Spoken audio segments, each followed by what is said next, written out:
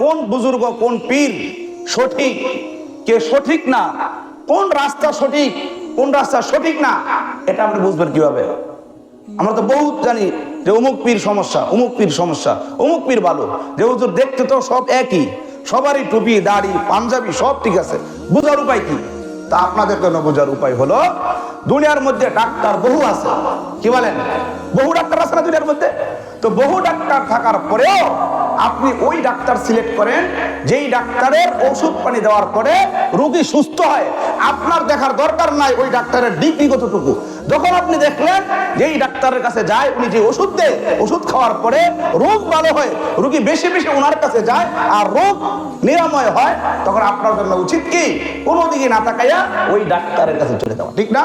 ঠিক তদ্রুপ যেই পীরের কাছে কোনো মুরিদ, সে মুরিদ হলো, সে বায়াত গ্রহণ করলো, বায়াত গ্রহণ করার পরে যখন আপনি দেখবেন যে এই পীরের কাছে কিছু মুরিদ যাওয়ার পরে আগে তাদের যে অবস্থা ছিল, তারা আগে এরকম সুন্নতি লেবাস পড়তো না, দাড়ি রাখতো না, নামাজ পড়তো না, রোজা রাখতো না, আল্লাহ তাআলার কোনো বিধিবিধান মানতো না, যখন ওই পীরের কাছে যাওয়ার পরে ওনার মুরিদগুলা নামাজ শুরু করলো, রোজা শুরু করলো, যাকাত আদায় শুরু করলো, সুন্নতি পোশাক পরা শুরু করলো, তা আপনি বুঝে নেবেন এই পীর হক্কানি। দাস তোমার নাম কি? ফলে পরিচয়।